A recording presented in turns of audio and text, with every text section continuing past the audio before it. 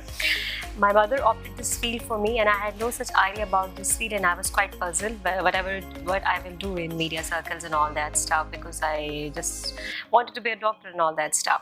But within a year I realized that this field has it's in my blood. Radio and writing, it's in my blood, not only from my family side, but this is what we can say it was already inside of me, because I've been writing as a kid since my school life. As a Marian, I started writing for kids magazines.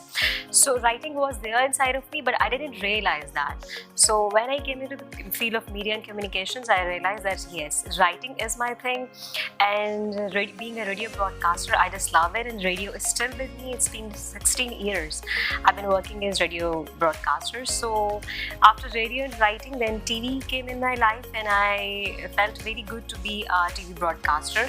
So here I would like to ask, as you're telling me that you're working on different platforms, just like your radio broadcaster that is close to your heart, and still you're working on. Exactly. So you're writing, so you're on TV too. So which platform is more closer to your heart and you felt, yes, this is what I love to do? My first introduction, if you'll ask me, is from the radio side. Like, I'm a radio broadcaster first, but since I appear on TV, so TV has its own charm and charisma.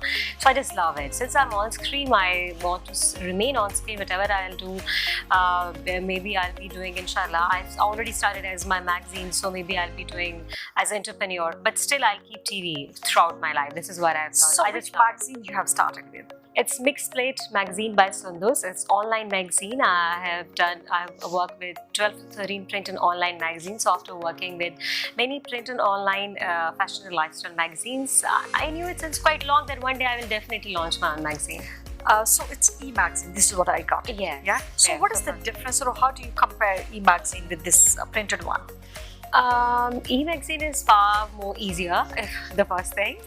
It's easy to manage, easy to handle. You can work from home, you can work from anywhere in the world, and you team. It's easy to handle, easy to manage. And in social media, being a social media manager, someone is handling a social media, someone and is still it is in your phones and you just open exactly. it. It's very easy to manage. So is there still the market for the print media, do you think?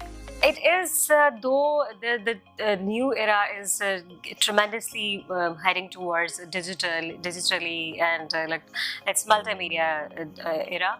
But still, I love book. I love to read book, and I don't want this era to get vanished. Like, I want print journalism to be there, and whatever you will do, wherever you will be heading towards, no one can deny the importance of print and radio. No matter how digitally far advanced we will be one day, but still we cannot deny the power of this paper and radio as well. So this, you're writing on social, issues too. Yeah. So in Pakistan, if I would say, the social issues are arising और बहुत ज़्यादा light में आ रहे हैं, ठीक है? So how can we surmount that, especially related to women?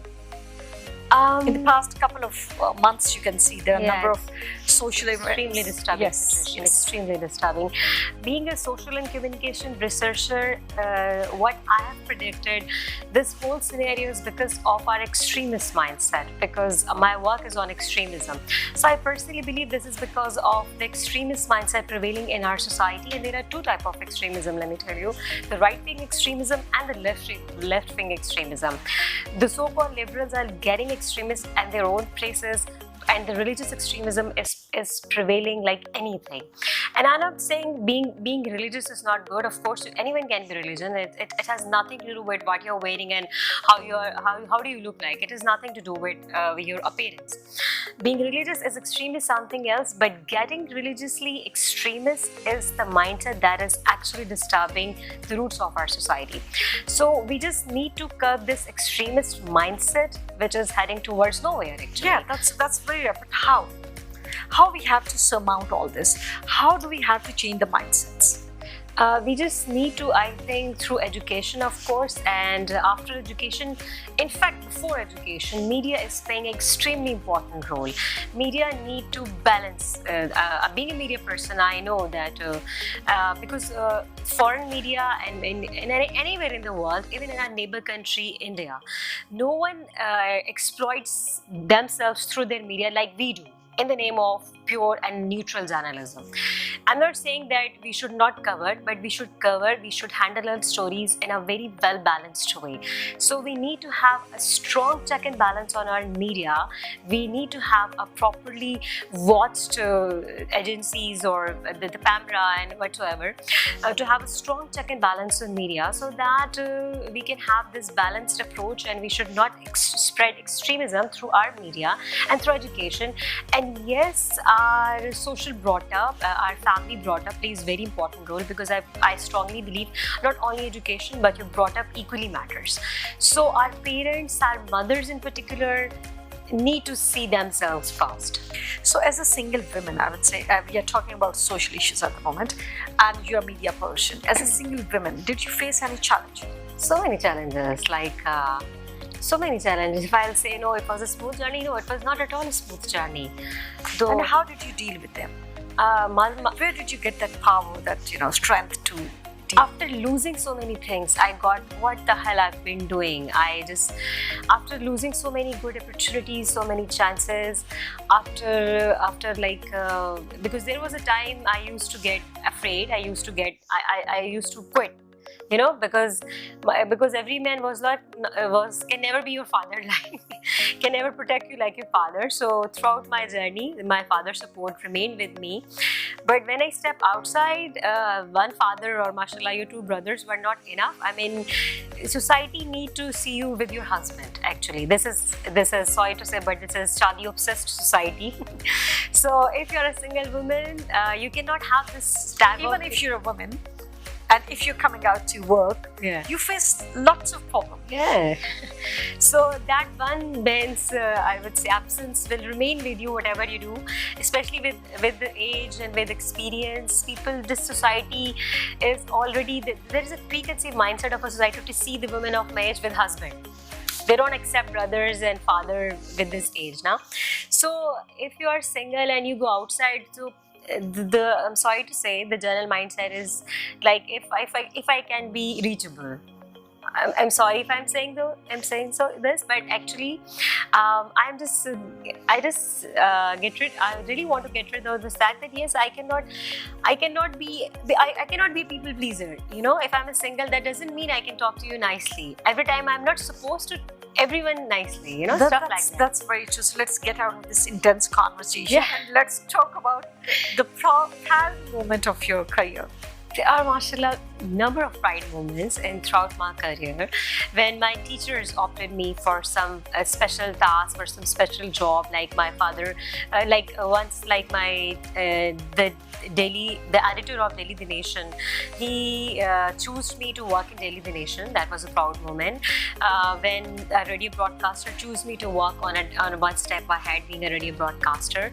And when I was chosen by my teacher in Islamabad to work on CV, countering war and extremism in Pakistan, when I thought that I'm being the chosen one to work on this subject and I can directly put my share to the betterment of this green land, that was a proud moment, because hardly anyone can work on CV of my age, people of my age hardly work on the subject. And when I got selected for USA for fellowship program, 20 journalists got selected in that year.